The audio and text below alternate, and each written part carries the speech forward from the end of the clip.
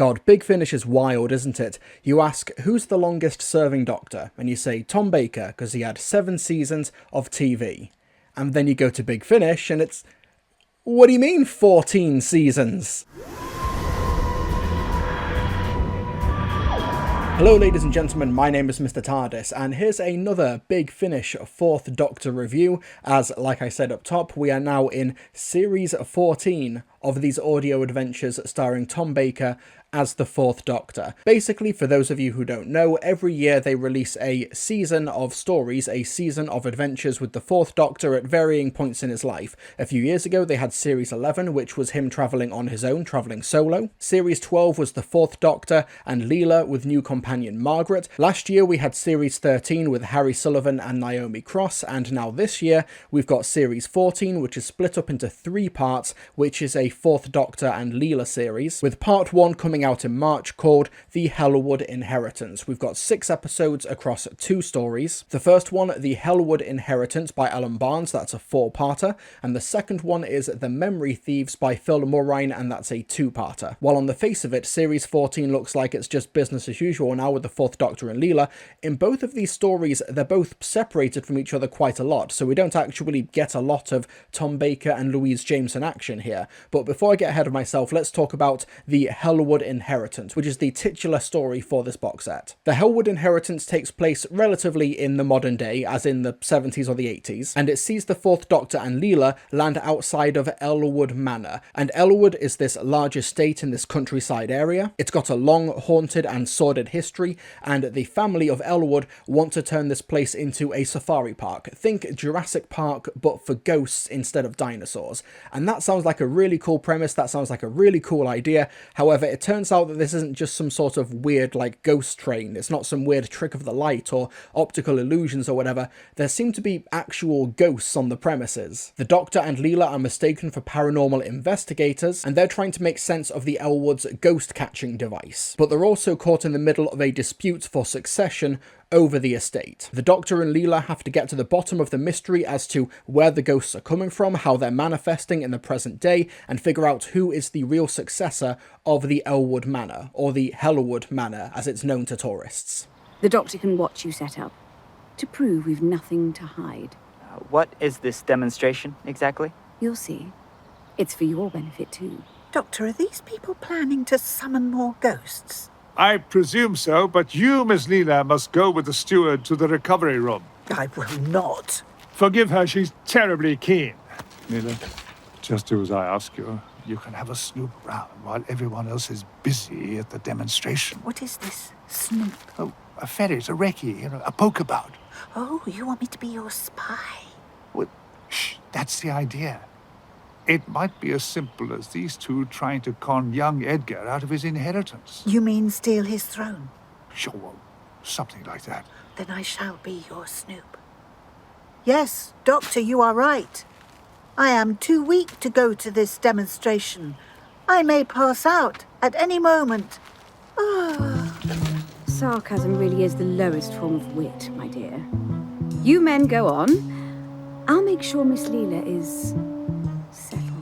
Like I said up top, the Hellwood Inheritance has a really cool central idea. It has a really cool inciting incident. This Jurassic Park but for ghost setting. It's a really cool idea, and it does feel like something that could have come from the Philip Hinchcliffe era. But the first issue with the story is the tone, mainly with the 4th Doctor himself, because while this seems to be a Philip Hinchcliffe gothic horror-esque story, Tom Baker seems to be playing it more akin to like Graham Williams' fun Douglas Adams, and the two tones aren't really coming together, and it's hard to know how seriously the Doctor is taking the story. The 4th Doctor can be very flippant at times, but he knows when to be serious when things are really, really bad, and that never really happens here, despite the bodies piling up and he's still being really flippant and mistaking things in his pockets and stuff.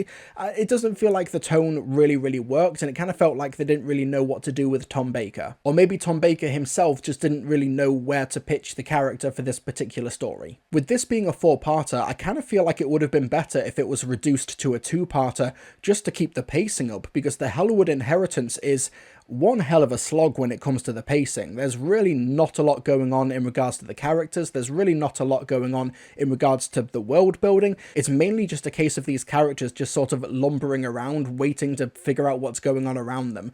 There's some really cool time travel elements, like I said, where the ghosts are coming from, but also with the Doctor himself having to go back to the 16th century to figure out the mystery of the Elwood estate, and that's a really cool way to, you know, not just make this a gothic horror story, but to also make it a time travel story, make it unique to Doctor Who. That's really cool, but the end result of that is while the Fourth Doctor is doing some cool, interesting stuff in the past, it means that Leela and the rest of the cast in the present day are just sort of waiting around, waiting for the Doctor to come back so he can explain the plot to them. And the idea of compressing this story from 4 parts to 2, that sounds like almost sacrilege because there's quite a big cast here and you have the Succession subplot as well, but the Succession element, there's really no stakes to it. There's also no real like suspense or drama or mystery because you kind of know out of the gate who you don't want inheriting the estate, and I'm just kind of indifferent as to who ends up getting it in the end. I just don't really care what's going on here. The characters weren't interesting enough, they weren't really well defined enough, they're well acted, and you also have this paranormal investigator, Jane Stone, played by Tamsin Outhwaite, and she's really good, and she has like multiple layers to the character that get unveiled over the course of the story. That's interesting, she's really good, but apart from that, the rest of the supporting characters just weren't that interesting. You do have also like the head ghost, Betty, played by Rosie Day, but she's just some megalomaniacal young chambermaid from the past, and it's like, why are you so bloodthirsty? I don't get you. I don't get who this character's meant to be and why she is the way she is. Listening to the behind the scenes interviews, I think that's kind of the point, but honestly, she comes across like so different from any other Doctor Who villain, like at all, in terms of just having no motivation other than she just loves killing. I don't know, it just felt really out of place. Louise Jameson doesn't really have a lot to do here as Leela, and part 4 is just a hodgepodge of just really disconnected scenes as it sort of lumbers its way to a conclusion. There's not really a lot here that's engaging, there's not really a lot here to sink your teeth into, outside of that starting premise of the Ghost Safari Park. That's really cool, it just belongs in a much better story than we ultimately ended up getting. There's just not a lot to this one, this was quite a boring listen. The next story, though, is The Memory Thieves by Phil Mullerine, and the Doctor and Leela, they land on this colony world of New Pasithea. However, they quickly get swept up in all of these naturally occurring phenomena on the planet. There's only a few surviving members of this colony left, and what happens every so often on this world that is besieged by earthquakes and tremors, you also have these waves which encompass the whole world and ends up erasing the memories of those who are caught in the waves. The Doctor and Leela wind up separated, the Doctor goes to the colony, Leela is stuck in the wilderness where she basically does her best work, and it's a fight for survival as they try and discover the mysteries of this world and try and rescue the rest of the colony before a big mutiny ends up happening.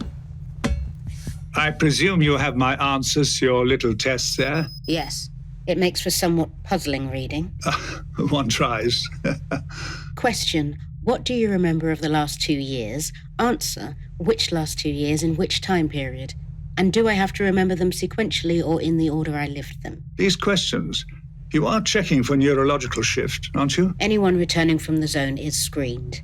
Of course, we don't have a set of baseline answers for you. Well, listen, I pass most tests eventually, even if it takes a few centuries. So can't we just assume I'm sane? I have a friend out there in your so-called zone, and I need to help her. It's too late. If we ever find her, she'll be dead. Or mad. You underestimate her. Besides, whatever situation you're dealing with here, I can help if I start getting a few answers. Where is this? We were trying to reach Pasithea. This is Pasithea.